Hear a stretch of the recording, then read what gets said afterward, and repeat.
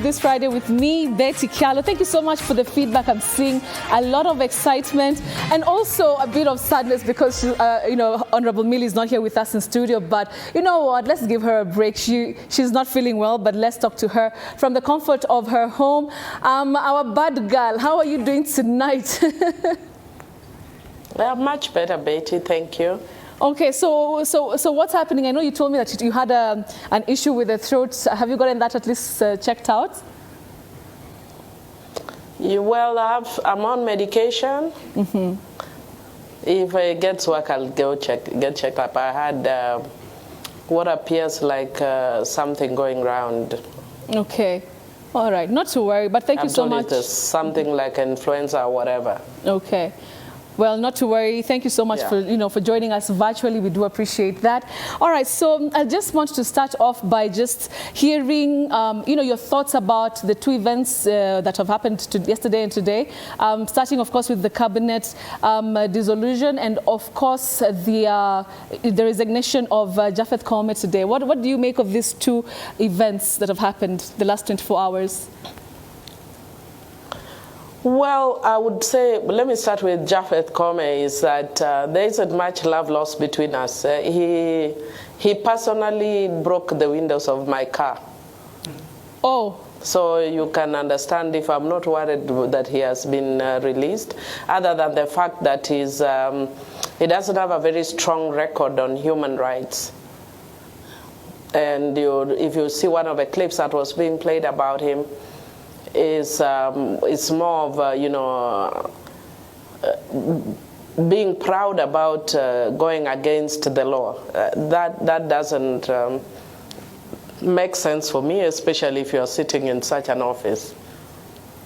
Right. So really, I'm not too bothered about his being. It's long overdue. And while sitting as the IG. He presided over the killing of many young people, young demonstrators. If you remember, actually was on record threatening to sue him. Mm. All right. Yeah, so really okay. I don't mind his being relieved of his job. Right. But on the issue of the cabinet, I think it's a good move by the president. I wish it was done earlier, and not because I think all of them are bad. There are some good people in that cabinet, but I think something got into the heads of people when they get into certain spaces. There was too much show of opulence, too much show of arrogance. And people, they kind of lost touch with the common man and the common woman. So it's good for a good start for the president, especially at this point. Mm-hmm. I only wish it was even done much earlier. Mm-hmm. We didn't have to lose so many people. We didn't have to get to this point. But I think it's a very welcome move by the president. All right. Mhesh, do you think that the president has good options with regard to replacing the cabinet secretaries who were fired yesterday? There are so many Kenyans, really, you can't say if he has good options. The options are numerous. It's right now, it's up to the president to think very carefully and very critically because he has a chance. He's actually like on a precipice, if you ask me, mm-hmm. that he can actually go completely down or get a chance to re-engineer and retransform, because you've had the outcry of Kenyans, and I really want to thank the Gen Zs for being the voice of the country, for really the outpouring against poor governance, the mm-hmm. outpouring against, lack of sensitivity on issues that affect the Kenyans. Some of us have spoken about it until you are sore. So I really want to thank the Gen Zs, and we've heard them loud and clear, and going forward, it's up to the president how he moves. He can actually move by changing the script or getting completely embroiled in the mud. Mm. So it's really up to him how he wants to move forward. All right. Now talking about that outcry and the month-long, protests here and there. Did you see this Gen Z revolution coming, you know, also being one of the MPs who thankfully said no? Did you see this much of an uproar coming until things, you know, things are happening so fast in our country? I think anybody who thinks they saw this coming would be lying. It kind of caught most of us off guard. I knew that they would come out. I knew that they would protest. But the numbers that we saw, that was amazing. When I actually, even when I went to, you remember I'd even said that I went to warn my colleagues in Parliament that the Gen Zs had come in, and I was more concerned because many of them are voted yes, they're still my colleagues, so I wouldn't wish ill on them. But when I went to tell them, and I knew also that there are people who had infiltrated the Gen Zs, and you don't know what their motives were. They could have harmed people, and then the Gen Zs could be blamed. So when I went to warn them, and some people were telling me, you know what, Millie, you like drama, that's not actually true. And, you know, I didn't actually understand the impact until I saw the numbers later and the resolve later. I mean, for me, I feel them because I've been in that kind of situation before. There was a time I fought off a gun out of the hands of a police officer outside Parliament when I thought I couldn't stand impunity. That was in the early 90s, I think. Early to mid-90s. I'm very poor with dates. But it formed, you know, the headlines. Because I snatched off a gun off the hand of a policeman for shooting people. Were you successful? Yes, I did. I was successful. I got the gun off his hand. And I remember Honorable Raila Odinga, time stood still. Honorable Raila didn't know me then, but he walked up to me and said, young girl, never do such a thing.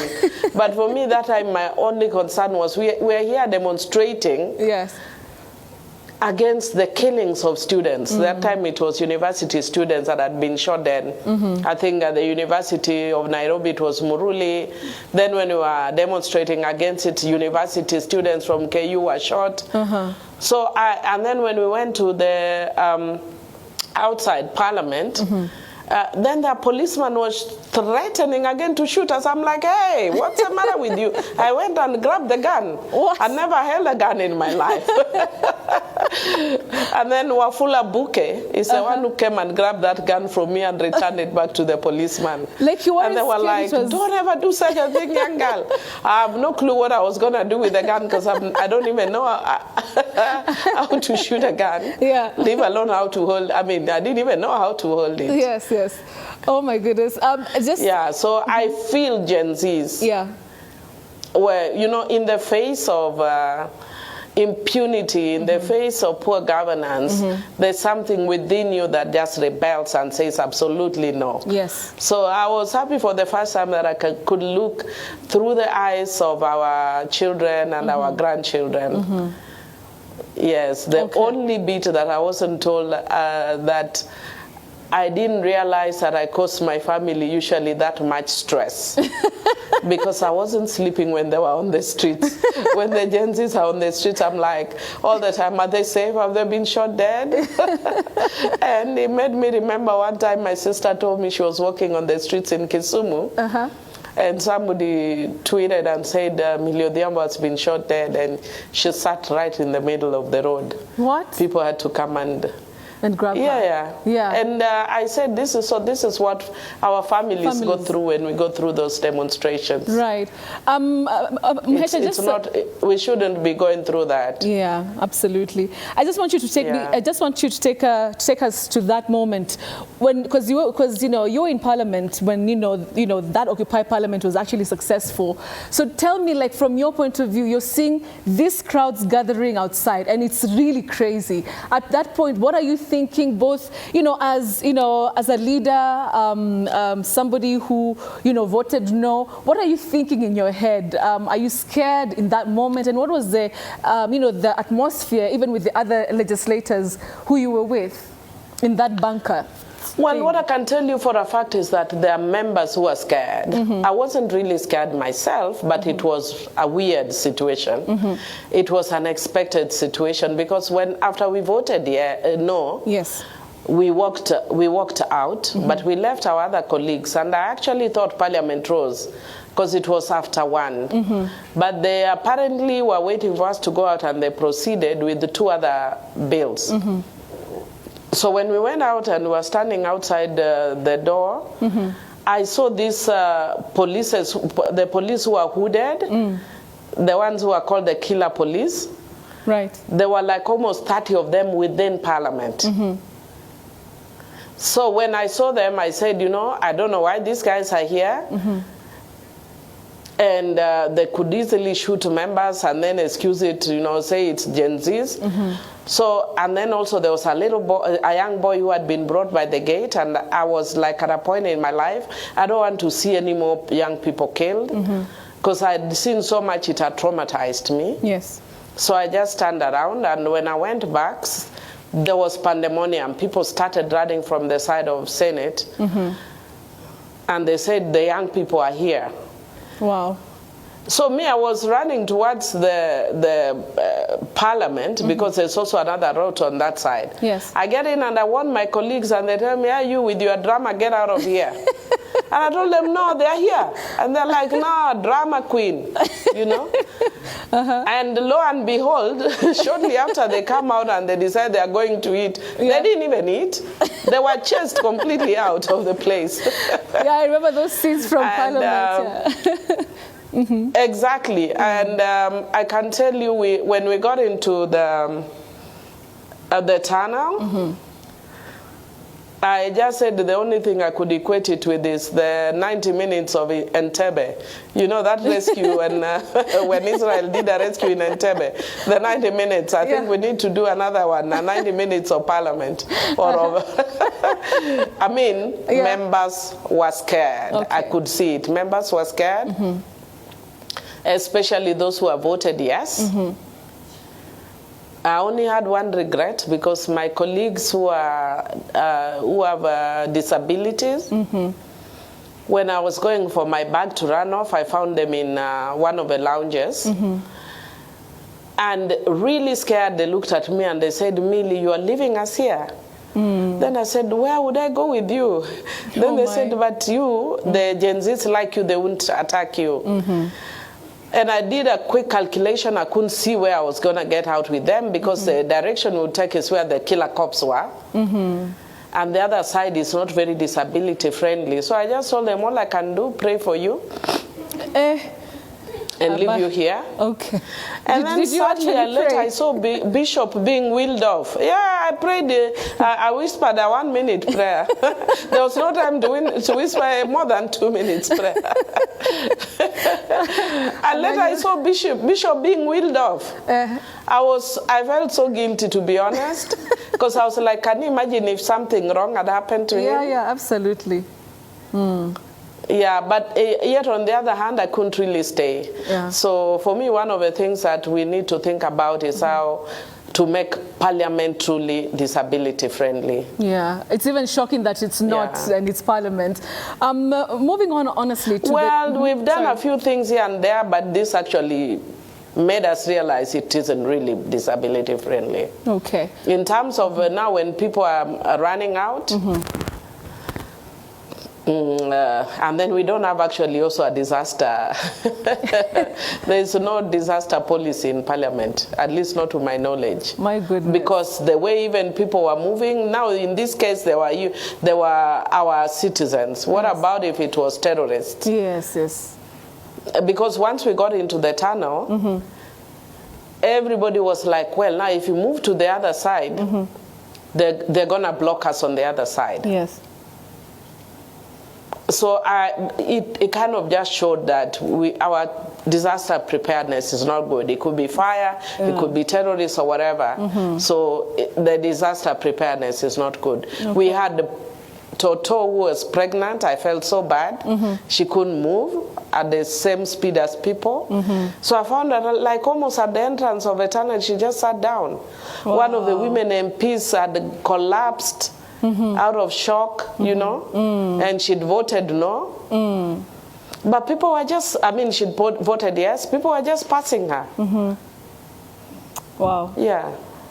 It's just crazy just thinking about everything that you've mentioned. But let's just go to the Gen Z. And people had to be left out on like dead bodies in order to escape in ambulances. Oh yeah, we saw that. Yeah, we saw the you know, some legislators hiding in the ambulance. I'm sure it was an interesting, very interesting day for them. They didn't see it coming. Yes, absolutely. It was a long day. It was a long day. Honorable, what do you think of the demands that the Gen Z are, you know, bringing forth? You know, now they've actually gone to the counties. Vihiga today, I don't know if you saw the news earlier. They were at the county governor's office, same as Machakos, and probably we'll be seeing this in the coming weeks. You know, demanding for to know where certain allocations were made, and if the monies were used in the best way possible. What do you make of these demands that they're doing and everything, all these small protests that we're seeing all over now the country? What I can tell you is it's an indictment on our institutions, like the ESCC and other institutions that are made to look at, to do that kind of work. If the Gen Zs can come out and actually show the gaps. Yes. In a matter of hours. Why wouldn't these institutions that are set up to do this, do what they are saying, the Gen Zs are doing? But for me, I can tell you, it is correct. Let them go on. Even if I were to be a victim of them, this country needs straightening. It does need straightening. Do you think Kenya will ever be the same again? So when they say we need to sort out, Kenya would not be the same if the Gen Z stay with the same spirit. So I would want to urge them continue with the same spirit. Yes, continue with the same spirit. We need to be accountable. Yes. We need to, get leaders to be actually servants. They are forced us to be servants. We are forgetting that we are servants. So I'm actually happy that they're taking us back to our roots. And our roles and our mandates as servants. Yes. Not people who lord it over others, Because sometimes I listen, I'm not saying it just now because of Gen Zs. I've said it before on the floor of the House. I was even encouraging my colleagues on the other side, and I told them, a change of guard in politics is only an event away. So be humble when you are dealing with others. Right. And you can see, if you look at the cabinet secretaries, yesterday they were cabinet secretaries, today they are not. Yes. Yeah, so when you are given that opportunity to serve it with utmost humility. Yeah, absolutely. Now coming back to you, as a legislator, thank you for everything that you've said about the Gen Z and also just supporting the cause from the start. I posted about you coming on the show, I think 2 days ago, and my goodness, the feedback was overwhelming. Everybody was like, that's our baddie. Thank you. And we'll talk about Actually, let's just talk about this bad girl thing. I actually thought I was a bad girl, but until I heard you saying it on the floor of the House. So tell us, what does it mean? What do you mean when you say you're a bad girl? I even saw it trending in Nigeria. I mean, across the continent, people are wondering, who is this legislator? Who is this woman? Well, I've actually got feedback, including by the author of the book that I was referring to, this book, Nice Girls Don't Get the Corner Office. Yeah. Yes, she even communicated with me, just thanking me about it. Okay. And I've got communication from all over. My husband is currently he went to for a funeral at home, back in their country, and he was telling me that he's receiving, communication from people from all over, from the UK, from the US, from all over.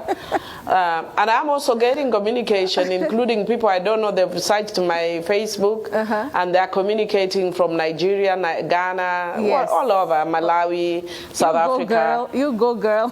Why it is resonating, why the bad girl thing is resonating with a lot of people is because society closets us as women. Absolutely. In certain corners, so that we cannot rise to a given level. You are told that if you are a nice girl, you shouldn't, you know, be overly ambitious. When you are a nice girl, you shouldn't be asking for XYZ. Like I can tell you right now that the cabinet positions, people have been sent home. Yes. What I can tell you for a fact is, even without going for a meeting, I know the men now are, you know, killing themselves trying to get into these positions. They are trying to look for Ruto and anybody else who can help them to get those cabinet positions. Yes. But we, as women, what are we told? As nice girls, sit at a corner and wait to be called. So I'm telling you, as a nice girl, if you are a Gen Z, you fought this war, please call William Ruto and tell him, I have this CV, I qualify to be a CS, I want to be appointed CS. Why not? Yes. If you qualify. Why should only the men be ones asking for those positions? Yeah. So Bad Girls is about really being assertive. It's not about being bad. It's very strangely. It's not, Bad Girls is not really about being bad. It's not about being outrageous, but it's being expressive and not allowing people to push you to a corner. Right. And if you can remember, I was referring to what the speaker told me earlier. And he was telling me, oh, you know, because I was shouting at some point, and he was telling me, oh, no, Honorable Millie, as the mother of the house, you know, you need to operate with the decorum. I've never heard him telling Ichungwa to operate with the decorum. So if Ichungwa can't operate with the decorum, why must I be the one to operate with the decorum? What's good for the goose is good for the gander. If they can scream, I can scream. Oh my goodness, I love because I love it's that screaming that's got him where he is. Let my screaming also get me as far as I can go. No, my goodness, it's so nice. And where do you get this boldness, Millie? Where do you get this boldness, this confidence, this vavavoom? You know, you enter a room and everybody, you know, will notice that Millie Amingia. And then I saw the other day you were dancing. I think it was at Carnival. Like, where do you just get this gusto for life? Well, teach us your ways. It's because, first of all, I have faith in who I am. Yes. I am also a trainer. I train women, and the first thing I train women is be confident about who you are. Yes. Seek no permission from anyone about who you are. Yes. Don't look behind your back about who you are. Give no apologies about who you are. Then you can live who you are. I can give you the example of dancing, for instance. Tell me about it. I come from a very, very strong Christian background, and for the longest time in my life, I was always told if I dance, I'm sinful. And one time I just stopped and I said, hey, do you think with my nice heart, loving and believing in God, God will stop me from going to heaven because I dance? I said, that must be their God. My God, the biblical God, cannot stop me from going to heaven because I dance. So I dance and I'll sort it out with God. I will not be limited by people who have their own interpretations of the Bible. Amen. The God I know knows that I'll dance and I will still go to heaven. Yeah, what's wrong with dancing? Yeah. That is, you're going to sort it out with God. I love that, Millie. Oh my goodness. Yeah, I'll sort it out with God. My goodness, I love that. I hear the Gen Zs, I was told Gen Zs only fear marriage and hot porridge. Me, I only fear God. Yeah, Gen Zs, they said. At least I don't fear hot porridge. The things Gen Z fear, oh my, yeah, for sure, you're right. It's marriage and hot porridge. Well, I fear hot porridge. I don't know about the other one. Well, I don't fear hot porridge. Well, but what I'm telling you essentially, in life, have confidence in who you are. Yeah. You don't, nobody gives you permission to live this life, and you only live once. Yes, absolutely. So don't live your life apologetically. All right. And then me, what I always tell people at the end of the day, nakuja, my place is a humble abode. Ndio nakuja, I don't ask somebody's permission to go to their house. Yeah. All right. And so the only thing I tell you, kama uko na shida na mimi, unreport either kwa polisi, but fortunately even the IG of police has been dismissed, so just report me to God only at this point. Stop it, Millie. Oh my goodness. You know what? We're going to take a short quick commercial break, but we're coming back right now with you. Please don't go away. For our viewers, my goodness, there you have it, the baddest of them all. See you after this short commercial break.